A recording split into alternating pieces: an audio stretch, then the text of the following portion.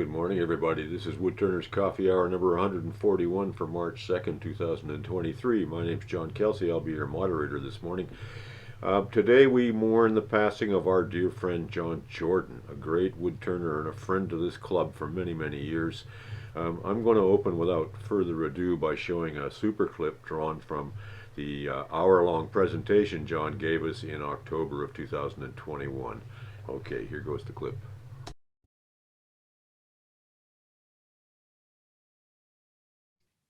The way I would look at myself is, and my work is the way that I orient grain to take advantage of the grain patterns and colors and stuff like that. I spend so much time, well, not so much time, but thought. I put a lot of thought into that, and I'm very careful to do these things. And somebody the other day, I'd posted, I think it was this piece. And the guy says, boy, well, it really takes you a lot of experience and so forth to do that. And I told him, no, I didn't think it did. It just requires you paying attention. The vessel is turned, and if you do carving like this, a heavy carving, since the wood is green, there's a chance it might crack along one of those thinner areas. And so you can do surface textures and stuff while the piece is green, you know, when you're not removing a lot of wood. But if you do deep lines with something like this, then you have to, there's a chance that it would crack. So I usually don't do that. This was a nice one. If you like pretty wood, that ought to do it. This is this piece has the pith right down the center.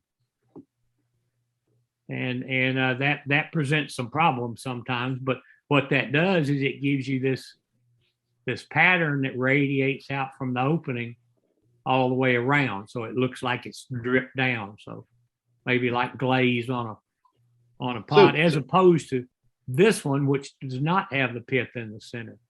So the other side of this piece looks different than this, where this piece, you know, has the same appearance all the way around. This is a really big piece. This is, I don't know, 20 inches or so.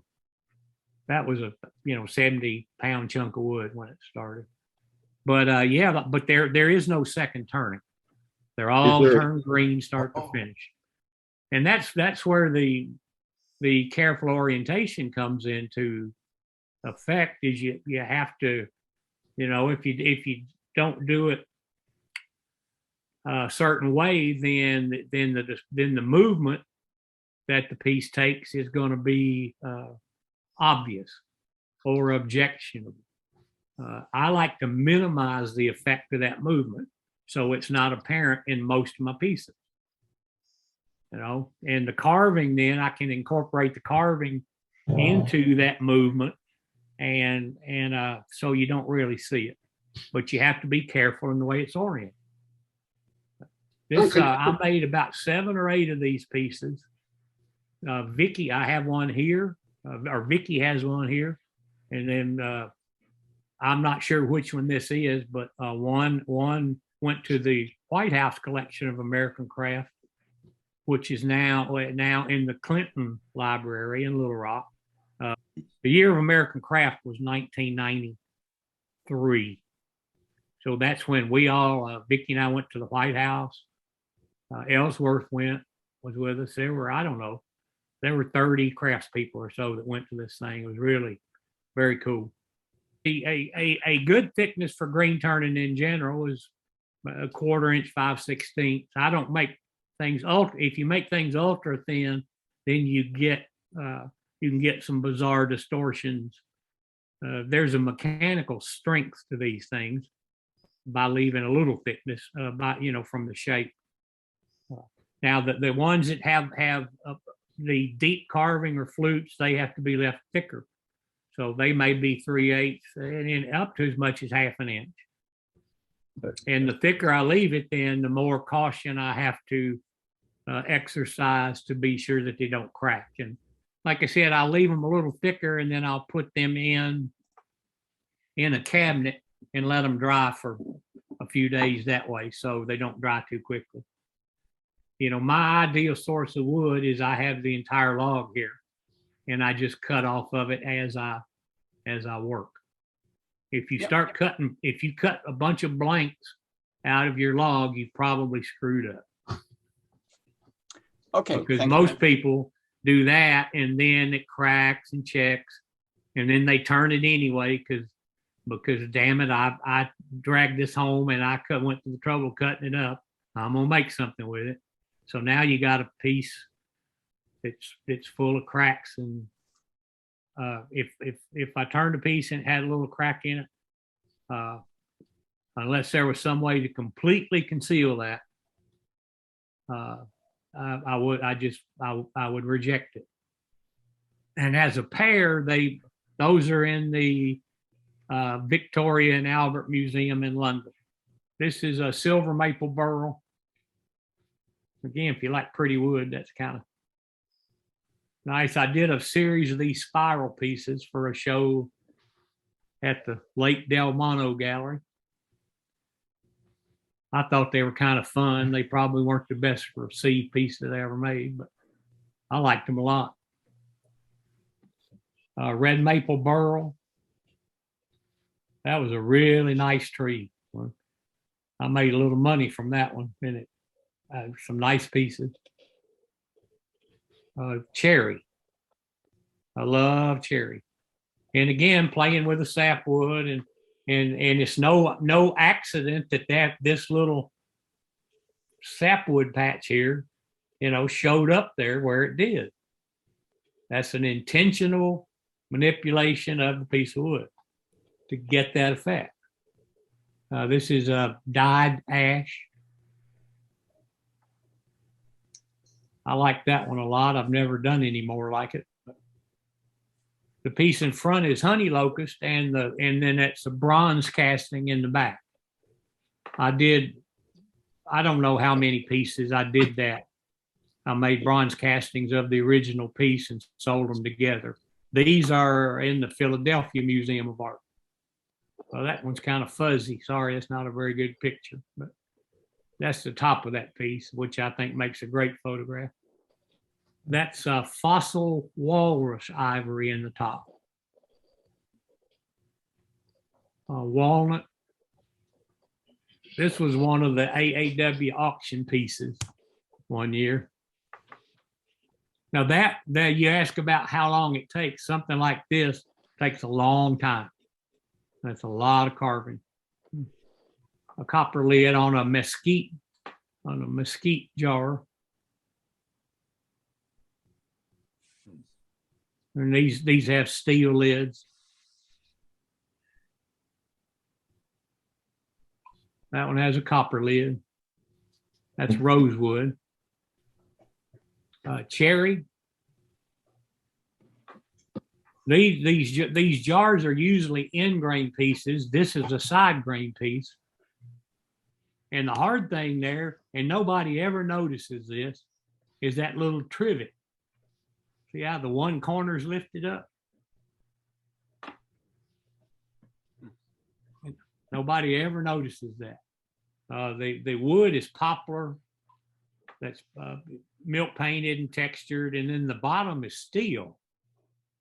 And that steel bowl is hammered out here in my shop on a stump. This is copper. This was also made at Penland. That's copper and cork. The cork is like turning styrofoam. Cherry burl. The trouble with cherry burl is ever finding anything that's clean like this piece without any. They're normally full of bark inclusions, and holes and cracks and stuff. So this was a really primo piece. And these little bowls, I don't make a lot of bowls.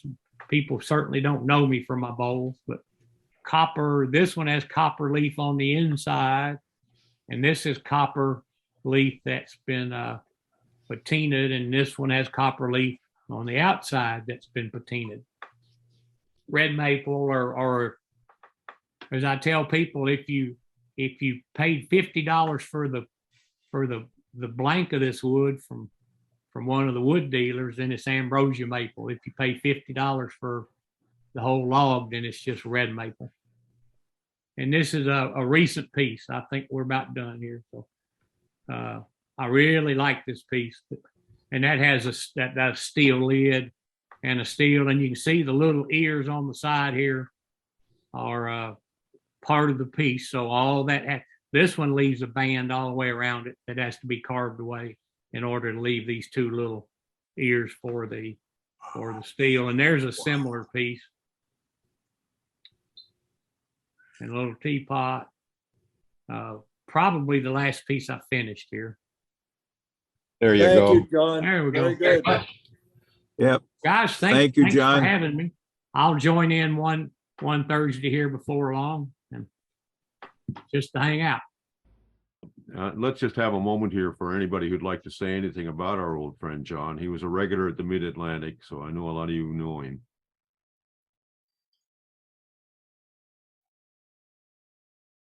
Anybody? I had the opportunity to meet John a couple of times, and he was extremely professional and very, very kind to me. So I have nothing but fond memories.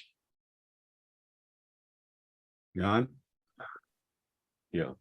I didn't know him, but I had ordered a DVD. I think I texted you this. I had ordered a DVD from his website, and I got a call yesterday when I was in the shop, and it was Vicky calling me up to tell me she was going to ship me the DVD. And I couldn't believe that she was calling me, given the fact that Johnny just passed away. And we talked for probably 10, 12 minutes. She was so friendly, and she said that she thinks she's in a state of shock, but she hopes it lasts a while because she just can't believe, you know, what's happened. And she said she was going to, and I mentioned you, and she goes, "Oh, I know John. He's a great guy." And then she said that she was going to try to keep the business going, but she has to find somebody that knows how to make the tools. So I just couldn't believe that she took the time to call me up about an order. So that just says, you know, just a sweet person. Anybody else? All right, with that moment of silence, let's go back to our regular order. We're going to do show and tell. Who's up here? Let's see. I want to get people who haven't shared in a while, so I'm going to go back to you, Ziegler. You haven't shared in a while. What do you have? Yep. So I was gonna share my screen, but I think I'll just hold these pieces up. I've only been turning, if you call it that, since October, and I've really benefited from exposure to everybody that's online now, plus the folks at Lancaster Woodturners. My second bowl, which was a while ago, was this piece of cherry, which I think I've shown people at the club, and I liked it a lot, except that it turned into a funnel. So I kept it because I did like the form and I want to emulate it. So I went to Groff and Groff, and while I can't say that it, I kind of met John Jordan's criteria for selecting wood, I did get a nice piece of canary wood, and I tried to emulate that other bowl. The grain was interesting. Can you all see that well? Yeah, that's a nice looking piece. You know, I like the form of the cherry bowl better than this one, but this one was still fun to turn.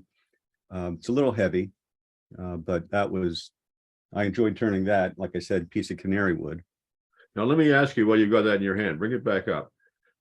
Where is the center of the tree on that? Do you know? Well, the grain is sideways. I mean, it's, you know, so how was that? How did that grow in the tree? now you're getting me. Okay, I just wanted to put out there that that's something worth figuring out and being aware of. Right. You know, I used to think I was good at geometry, but when it comes to trees and grain, I still, no pun intended, get myself stumped. You got a yarn bowl there too? You're going to show us? Yeah, I do. I showed you a picture of this thing. We had some firewood, so I just thought I'd pick a couple pieces out, and I cut some pieces, and I thought, well, what the hell? I'll try to turn this thing. It's like 4 inches. And it's not a beautiful piece of, you know, not a beautiful bowl or anything, but it was fun to turn because it was gnarly as hell. And I just wanted to challenge myself with something that that was a it's like I said, it's tiny, but it was a challenge because the grain you can see is very stubborn. It was very difficult to turn it, even though it's tiny. But I had fun turning that. My wife wanted me to make her a yarn bowl, so I laminated some ats together because I couldn't find a blank big enough. And I had some challenges turning the J slot, but it turns out that it's a little too small for the yarn that she's using. She was knitting a scarf the other day, and this is about 6.5, 7 inches diameter. The yarn ball actually filled this up. So she told me I needed to make her a bigger one. So again, I couldn't find a single blank. So I laminated some walnut. And this is about, I guess, 11 inches in diameter. I still haven't fully finished the bottom of it, but it was really heavy on the lathe. I had not turned anything nearly this large. But I also have to say that after sanding the heck out of it, I still seem to have a bunch of scratches on the outside. So I got to rechuck it and get back to the sanding with that a little bit. So that's what I had. Okay, any comments or questions for John? It's interesting that as a beginner, you've picked all kinds of closed forms for your bowl shapes. Was there a reason behind that? Because that's the tough way to go.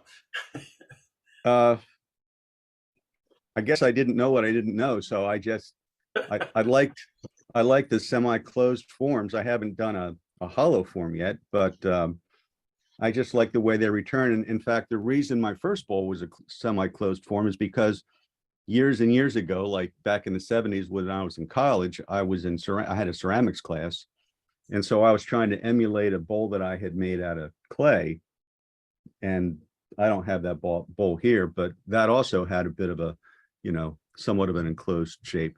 So that I just like what they look like. And it feels good when you pick them up. It's sort of like a natural lip. That's why. John, what was the diameter of that bowl again?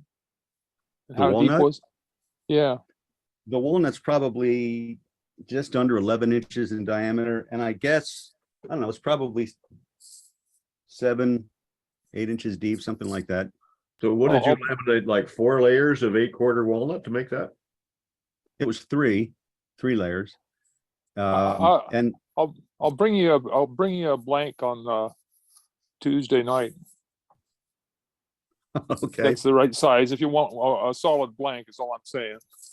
well, that'd be great, Doug. Thank you. I mean, Patty loves it, but I just don't like the fact that I got a couple of scratches still on the outside of it. And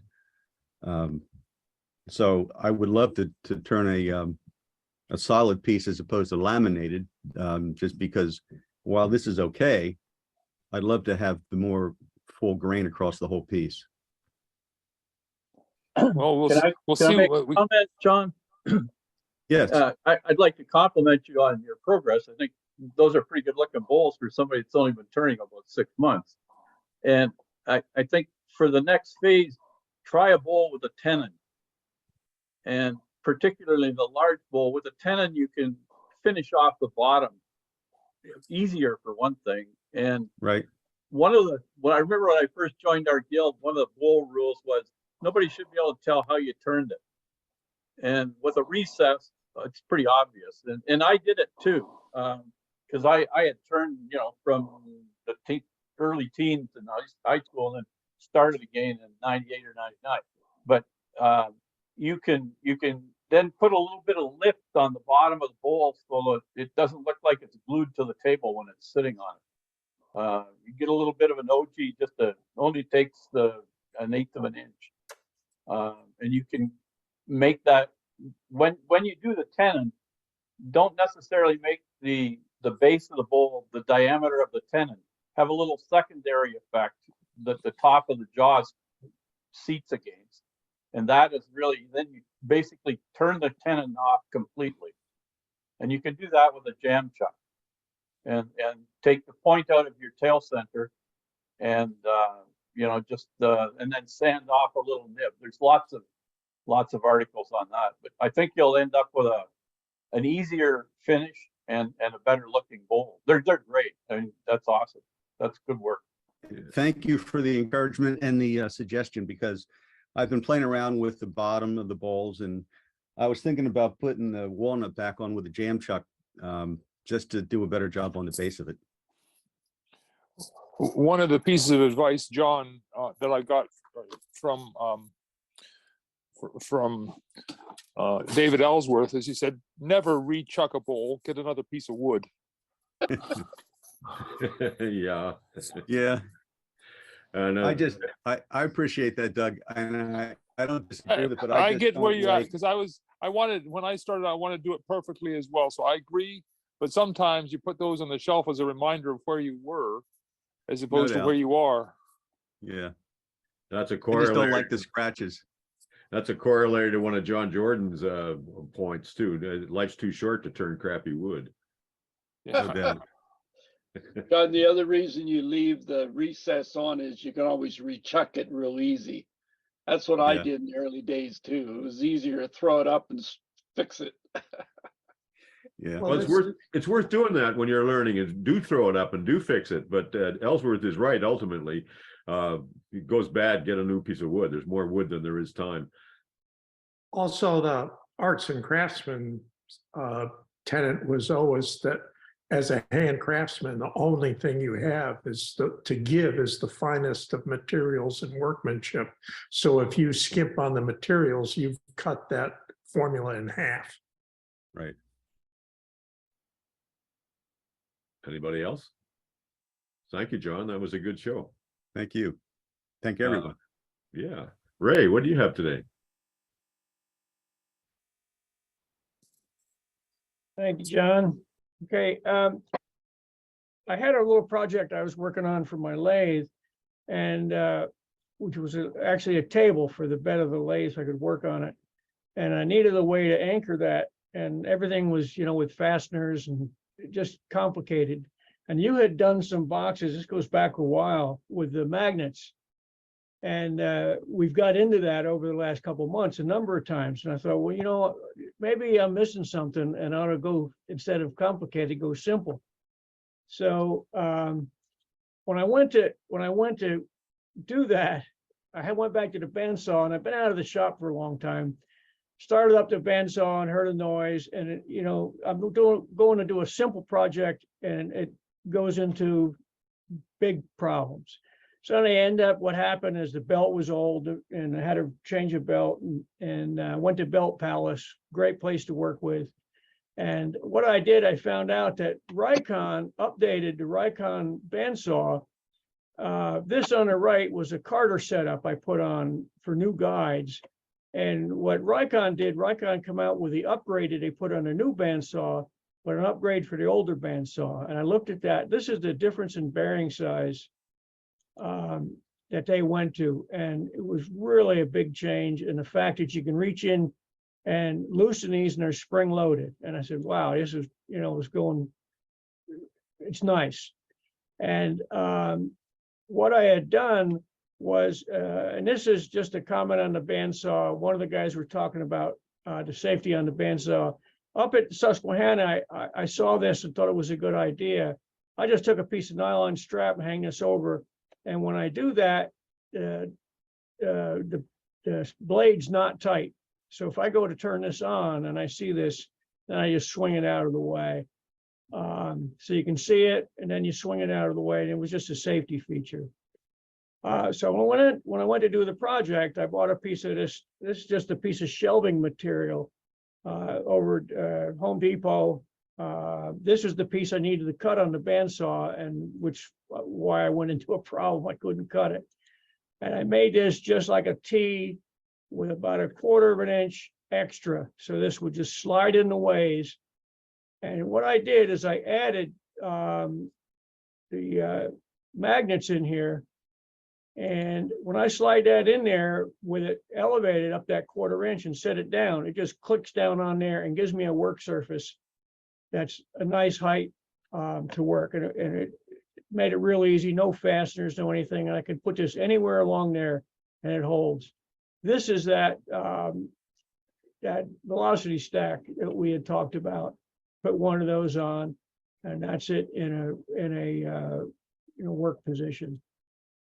This is something for later. This is easy tension indicator for your tension on your blade. I won't talk about that today. So I'm going to stop that share. And what I did is after I got done with that, I put this up.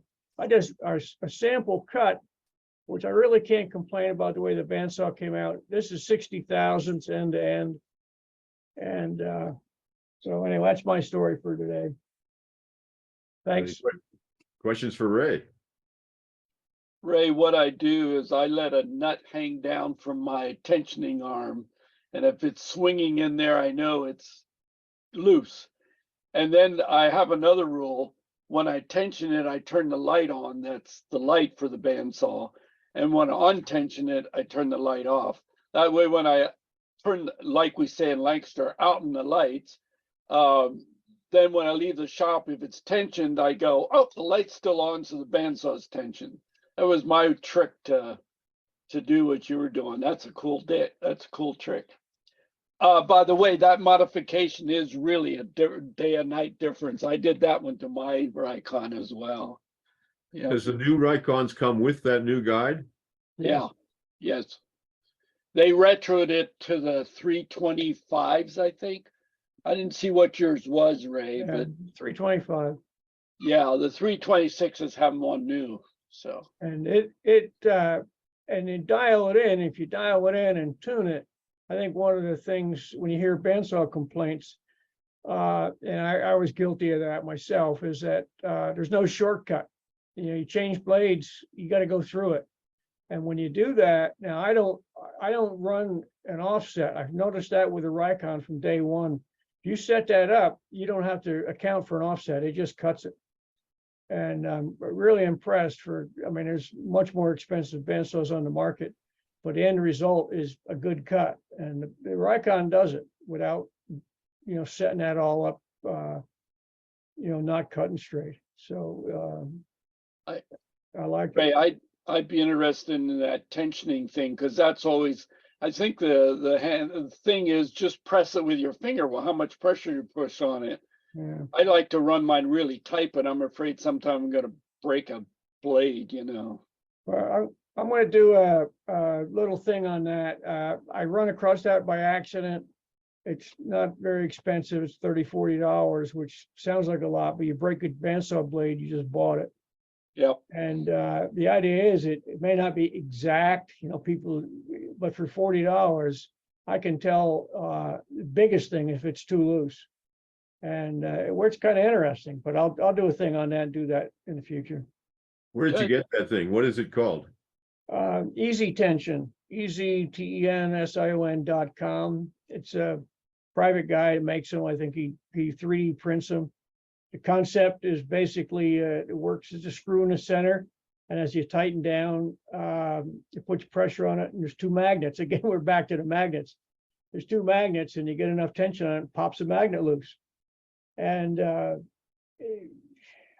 I've used it. I've done the finger thing, but my finger's not that calibrated. But you need, like they say, 15,000 pounds of tension. So I don't know. Can't look at it. Every guys will say they can tell. I don't know how. I was taught to listen to the musical note when you strum the blade with your finger. You want to get to it's for I've been doing it. And what happens is I think I'm in the ballpark. So I'll do a little video or something on it for future. That'll be cool. Any other questions for Ray? All right. Let's see. I'm going to Dawn, what do you have today?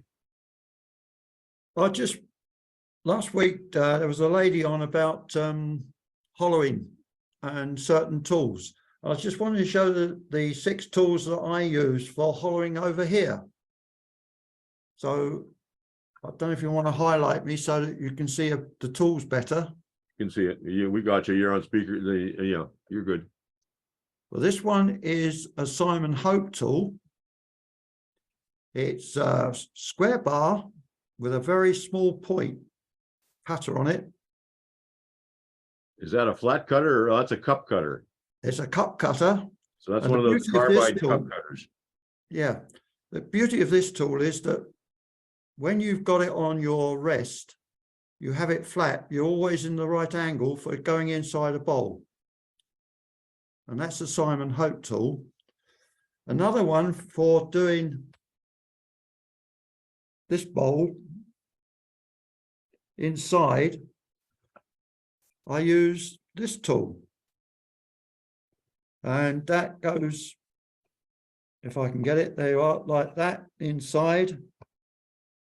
When I get it inside, and you can come right round underneath the lip of the bowl. Hold that tool still in front of you now. We haven't quite had a good look at it. Hold it up. That's it. Let's just have a good look at that. Okay. So which is the cutting surface? Where's the cutting edge? Right, I just put the bowl down. The cutting edge is here. We don't see it now. Okay, got it. That's Yeah. the cutting edge. So you're showing So us you- the bottom of the tool, and so there's a relief from that and a burr. That's Okay. right. So And it's as you go round yeah. inside, you can come through. Did you make that yourself? No, that's Henry Taylor. Okay. And the bowl itself is actually for a ceramic lid. Cool. The other tool I use for internal, again, a Hold it Henry still. If you, Taylor. hold it still. Hold it still. Let's have a look at it. Okay. Now, where's the cutting? Where's the cutting going to be done on that? Wherever I wish to turn the point of this, but in this particular case, if I turn it that way, here's the cutting edge. But I could use that if I wanted to. You could use that sharp point if you wanted to. Yeah. Yeah. Yeah. And again, it's a scraper. It's a scraper, and also there are other tips of different sizes to go on there. Now, what's the deal with the crank in the arm? Can you explain that? Hold it up and Yeah, hold it still. That's what so we we can call see it. a swan neck. Yeah. And you can get more in and get more round behind the inside the bowl and more back in to come round more. So if you had a much more oval top, you could get round inside, because there's another one. But which when you're is- using that, the straight shank has to be on the tool rest, not the curve. Is that right? It has to be, the whole rest can be anywhere, because it depends how far inside you want to go. Okay. The one I'm showing you now is a different swan neck altogether. I'll take it out a bit, as opposed to that one. Okay. And then the last two I've got, one is known as a BLT tool. And again, this is a flat with a cup cutter. You got to hold it still. We got to have a look at it. Hold it still. So that screw there allows you to change the angle of that end. Is that right? That's correct. And also,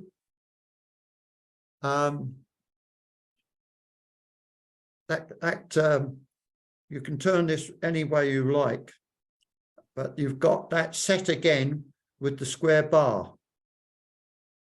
Okay. So that when you're going in, you know exactly where you are on the position for your cutter. And then the last one is that. Okay, hold it still again. Okay, where's the cut happen on that? Right. The cut is happening on, it goes that way round. And the cut is right on this piece here. Okay. But to show you the inside of the cutter, Why is it hollow inside? Is it a hollow cutter? It's like a ring tool? it's a bit like a ring tool for going into really long vases, especially if you're using wet wood. They're ideal for wet wood. And that one is a crown. Are they cut on center, or are you a little bit below center on those? Just slightly below center. And at slight angle. I'm having trouble seeing where the cutting happens on that. It is difficult. I'll try and point it out. You have the bar here, and it's rounded with the bevel here, and then the Yeah. cutter You're cutting moving, edge- you're too close to the camera with the tool there. Yeah, That's we're better. not seeing Thank you. anything. Okay. Okay, Doug, thank you. The cutting edge is just there as Oh, I I bring see. my finger down, Okay. and you can, That limits the depth of cut. not necessarily, because there is a screw here, and you can change the thickness of cut that you want. But do you By find bringing- that limiting the dome shape above the cutter, that limits the depth of cut the way you have it there? Is that helpful? Yes, if you've got, you're getting too deep into your vase, then of course, the lighter the cut, the less chance of snatch. Yeah. The dome above it, by adjusting it, you're adjusting the aperture of the opening. So that adjusts the chip size. And by rolling the tool a little bit, that dome comes in contact above the cut and kind of brings you to the right angle. That's correct, Frank. Yeah. Oh, no, sorry, Ernie. Yeah, that's correct. It's always very difficult to describe the tools completely, but it's one I've used on many deep vases because it's a nice strong one. But it's about 2 foot long. Don, can't you get the same effect by having the bottom, if you turn that around 180 degrees, can't you get kind of the same effect by having your stem of just back a little bit from the cutter? It limits the depth again, right? Yeah, but you see, the trouble is that the top edge is not a cutter. No, but I mean, if it was a cutter, you would achieve the same thing, right? No, because what you'd be doing is you'd be putting your shavings between the top hole where the cut is and the base. Ah, okay. You wouldn't get your cut, whereas this is taking the cut off. It's a bit like a ring tool. That's what I'm thinking. It looks like a ring tool. I'm starting to see it now. It Yeah. looks like a ring tool with a depth limiter. That's right. Yeah. Depth of cut. Interesting. But I thought I'd just show you, but I can't see that the lady's on today that was asking questions last week. Her partner is, so he can carry the information back. Yeah.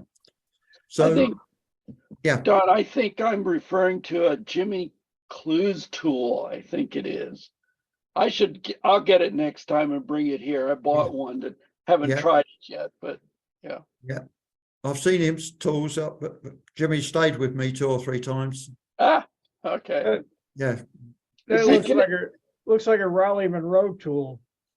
The I Raleigh think- Monroe yeah. has more joints in it. It's Yeah. a little more complex than that. Yeah, Yeah. you can use it. You can use as many as you need. You can do it down to one like that. Oh, okay. I think Axminster makes a tool similar to that, where you can control the depth of the cut. Yes, they do. But they're tools that I've had over the years, and as I say, the last one I got was a gift from Mick Hanbury, which was the Simon Hope tool, and that's ideal for small bowls going inside. Because what I like about it is that when you're on the rest and you're going in with the tool, the cut is at the right angle. As long as you keep that flat, the cutting head is always at the right angle. So when you're inside something, you don't have to look at the head, you know where your flat is. A You lot of say the the right vendors, angle, is that about a 45 degree? It's about 45 degrees, yes. a lot of Don, them that looks a have little, those. that looks a little steep. It's steeper than I would turn a cup cutter, but If I put it like that, can you see that better? You point really it toward don't the camera. Now you got to get back into the camera. Yeah. No, it's more like 30. 30. Okay, 30. Yeah, more like 30. Yeah. Okay. a lot of the vendors have various styles of cup cutters, and one of them, whose name escapes me at the moment, is somewhat of an expert on it. Mike Hunter. Yes, Mike Hunter. So Yeah. Hunter Tools has a lot of that kind of stuff, and they're good. I've had them. They're easy to break though, and then you got to find the damn correct So that torch was- switch to get it out of there. So that was what I made with that tool. And what is that for, Don?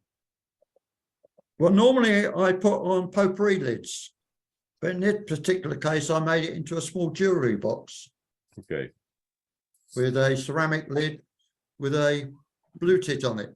mm-hmm. Nice work. Thank you. Nice work. On that lid that you have there, did you have to buy the whole potpourri pot with the lid and then just move the lid, or you have a place where you can go just to get those? That's a really nice looking lid on that. These lids I got from Craft Supplies when they were going, but of course they've been gone for about 10 years now. So these are some old lids that I've got over, because I used to buy them, by the dozen. But some of the potpourri lids that I used to buy were either in pewter or in ceramics, and of course they have the holes in, whereas this one's a solid lid. So I turned it into a jewelry box. That's really classy. Thank you. But I think Craft Supply is still going in America, aren't they? Yeah. Yes. Yeah. Sure. Okay. Yeah, Any we've more gone for from Don? here. Any more for Don, or should we move along? Well, Craft Supply in the UK is taken over by Turner's Retreat, or Yeah. Turner's Retreat up near Sheffield. I've been there a Yeah. couple of times. Yeah, I go to them, but they don't have the stock that Craft Supplies used to have. Yeah, That's that's right. a- On the ceramics, when I was there, they were clearing out all of the stuff that they'd purchased from the Craft Supply. So I brought a bunch of that ceramic stuff home with me, but yeah, Yeah. they don't stock it. No. Well, that's a nice Anyway. range of hollowing tools, Don. That's very interesting to see, and I appreciate that very much. It's going to help some people. Yeah, well, any time you want, anybody wants to ask, I'm always here by email, and you're Oh, we know. welcome to ask John for my email address and send me an email. Thank you, Don. Thanks very much. That's it, John. Okay, Toby, what do you have today? I have a few pictures I want to share. Let's see. This is a small cherry burl that I had taken to the workshop last Saturday. Not last Saturday, last one you had last month. And there's a young guy there. He had been doing some turning, so he was, I don't know, maybe 9 months or so. And he was on the lathe, and I came over watching him, and I said, I'll show you how I do a cherry burl bowl. So I put the piece on and started doing it, and showed him the cuts that I made, and let him try and do the cuts the same way I did. And he was picking up on it real good. So after I finished the piece, I took it home, and then I dyed it. This is the top of it. There's the bottom of it. It's about, I'm thinking 4.5 inches. Little. That's little for you. Yeah, it was a core of another cherry burl. And is that blue dye, or did you do more than one color? Just blue on it, yes. Just blue, yeah. And very dilute, very thin color. Yep. Lets the grain show through, figure. Nice. And then the next piece this is a larger cherry burl. This is 11 inches across. Oh, I'm sorry, this is an elm burl. And this was from a standing dead tree, which you can tell around the outside here. It's all weathered. It didn't have any bark on it for, I'm thinking 2 or 3 years. I had driven by it numerous times, and I finally went and asked the people if they wanted it cut down. And they let me cut it down, because it was just covered with burls. Fabulous. So do you take the whole log home, or do you cut the burls off and take them home? I took the whole log, the whole tree home, yeah. So from this burl, I cored out this piece, and this is 7.5 inches across. And that's, the closer you get to the spikes on the outside here, the more of the eye figure you see down below. See on the, well, you can't see it. I don't have a top picture on that one, but it was mostly a straight grain down here in the bottom. Huh, nice. And then one more core out of that one. This one is 5.5 inches across. And you can see the burl figure showing up more down in the bottom here also. The eye figure, I mean. Is this the one that's behind you on your background right now? No, that's a different one. Oh, okay. The same tree, but and a different piece of burl. Toby, that looks And then like the- it might be red elm. Yeah, I believe it is. And then one final piece, so I got 4 of them out of that, and this is 4 inches across by 1.5 inches deep. And then I nested them all together. Here's how they came out. The first core there, this one is smaller because I came in on the sides here. I had to because there was a chainsaw cut out here, so I had to curve the side in. So that made my coring this second, well, the first core had to be a lot smaller than the bigger piece because my shape is a little bit different on the outside here. And there they are all together.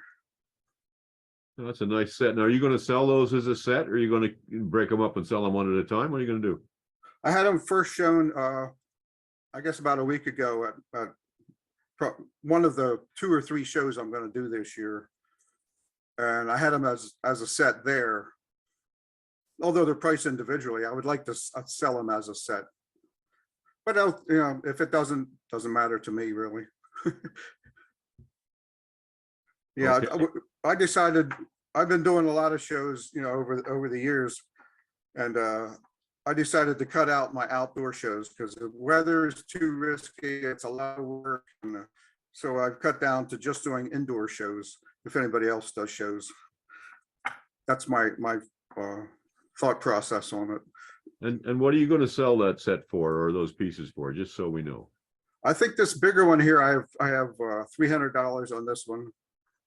This littler one, 120. This is probably 85 and 45, something like that. So is there a set price, or are they? I would just add them all together. Add them up. As Okay. a set. Yeah. All right. Questions for Toby? Yes, you said that when you got that, you took the whole log. When you cut back away from the burl, because the burl has such distinctive patterns in the grain, when you work your way away from that, do you work the wood, also use the wood behind the burl? And does the patterns in the grain gradually change back into like the normal patterns of whatever tree it is? Or is it rather distinctive, a line of demarcation between this deformed, if you will, wood and the regular grain? Well, all the trees are different, and it depends on when the burl had started. If the tree was 6 inches around when the burl started, and the tree, when I cut it down, was 18 inches around, well, that burl figure is going to be, you know, clear down to 6 inches. So it depends on when the burl started and how long the tree has grown afterwards. But yeah, generally it's gonna taper out. Okay, thank the you. Burl figure. Thank you. Yep. More questions for Toby? Toby, I'm going to kill your share. Thank you very much. Okay. And anybody else on Toby? And we'll go over to Mark Skinner. Remind me again what hollowing tool you use. I forget. I mean, coring. Coring. I used the one-way coring tool on that. Okay. Okay. Mark, how about you today? What do you have? Yeah, I have a question. I have a friend who's a luthier who's been working with some Paduke and is running into problems with the dust. I wanted to ask you if anybody out there has experience with supplied air respirators and what ones you like or don't like.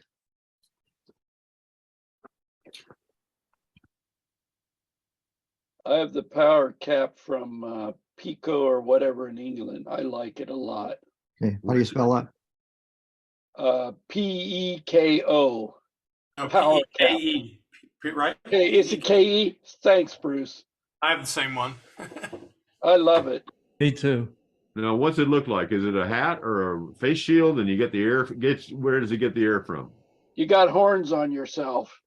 Those are it blows the air across your face and draws it in here. It's all one self-contained, batteries on the back edge, and it's comfortable. It has a shield and fits around. And the air is filtered that is taken in. Is that the deal? That's right. Boy, you can see real quick all the dust that it's keeping out of your lungs. So What about respirators that draw air from the other room or from behind you? Does anybody got experience with those? That's like such as the fellows were talking about last week for avoiding the dust from sandblasting. Those all seem to be remote air intake respirator setups. Yeah, anybody have one of those? Well, I know Arthur does.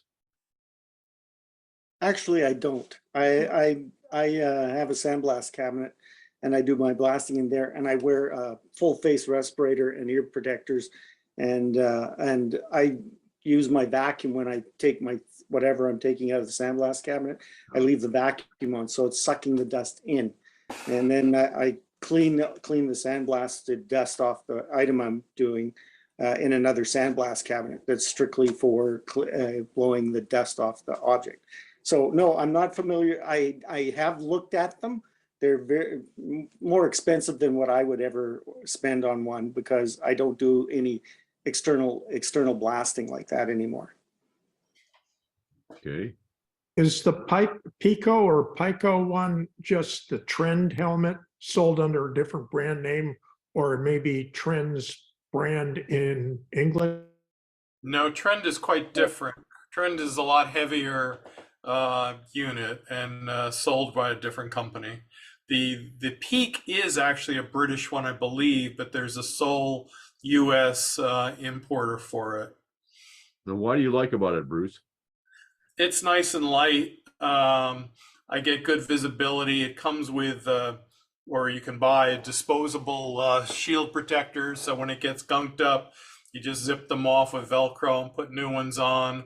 I can vacuum out the pre-filters, which gunk up pretty fast.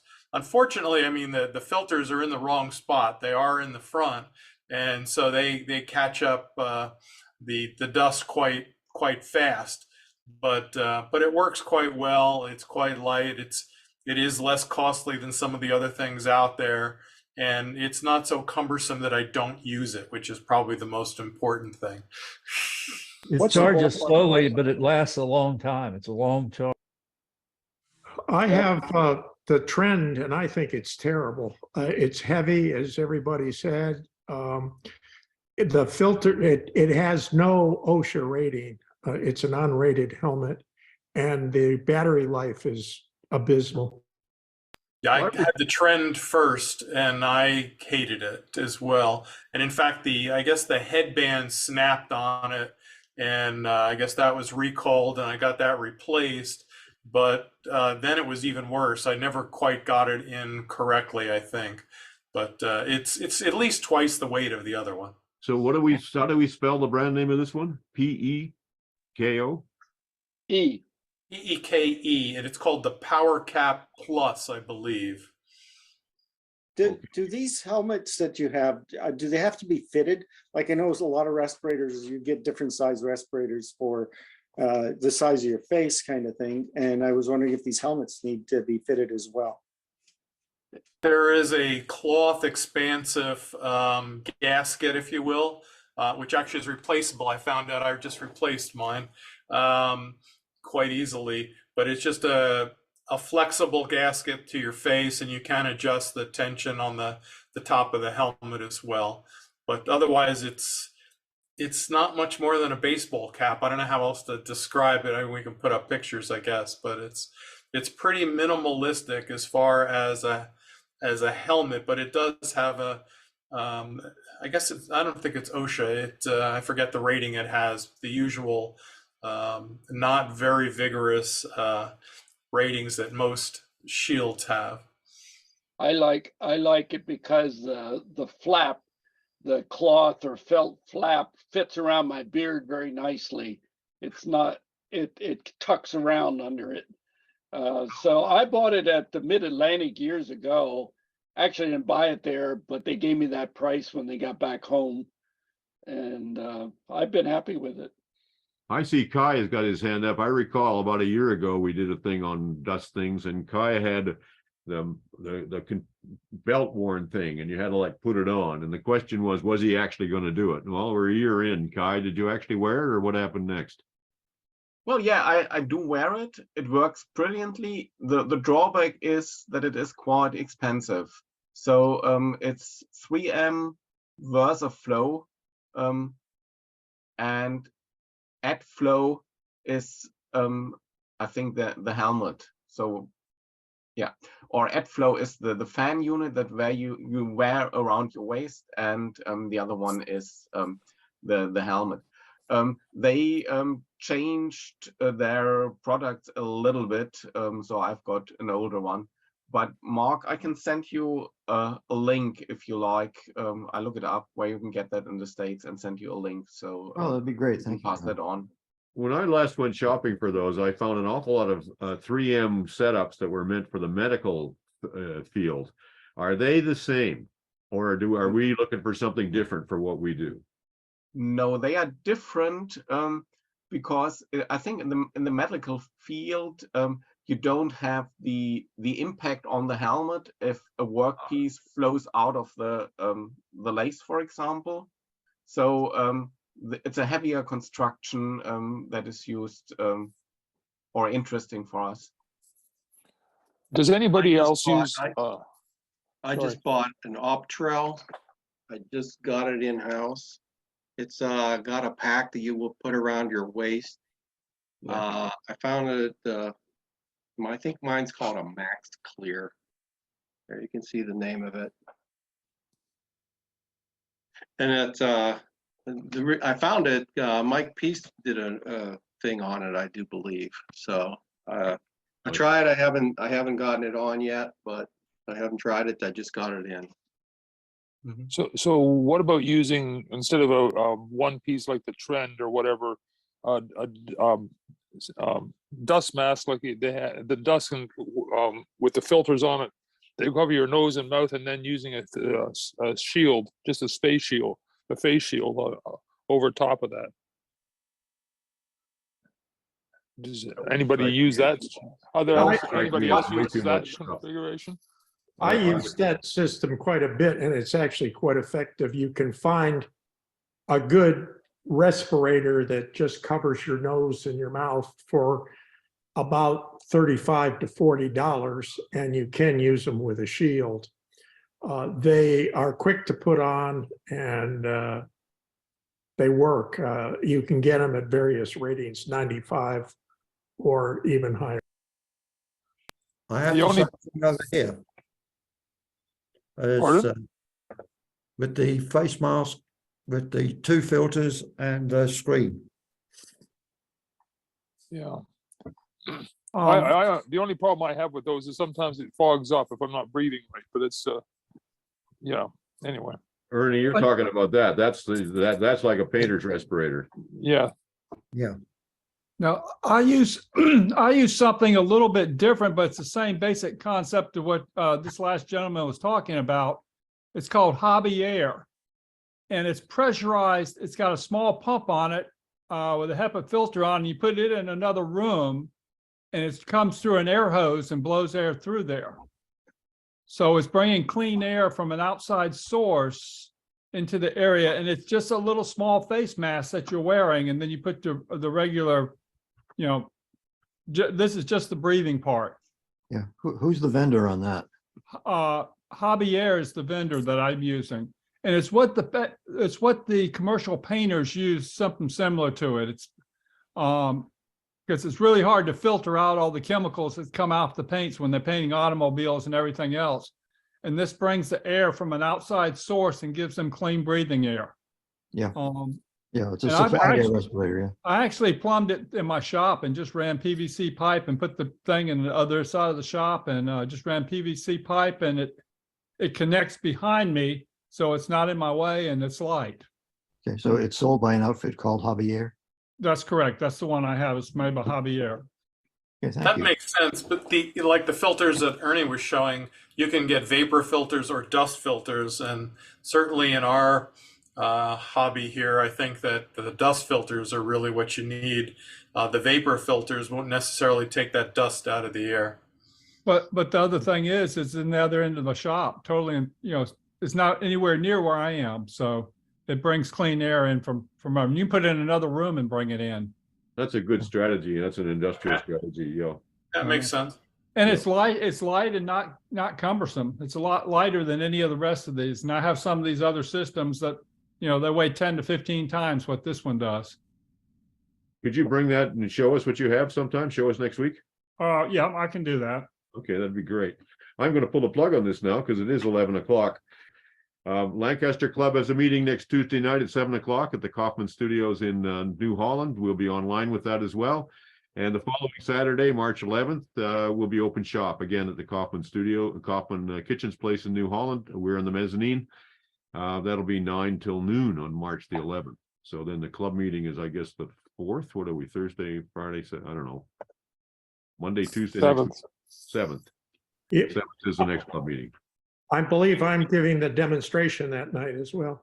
I think you are, and no, you're not. I'm not sure. There's some confusion on that. I thought that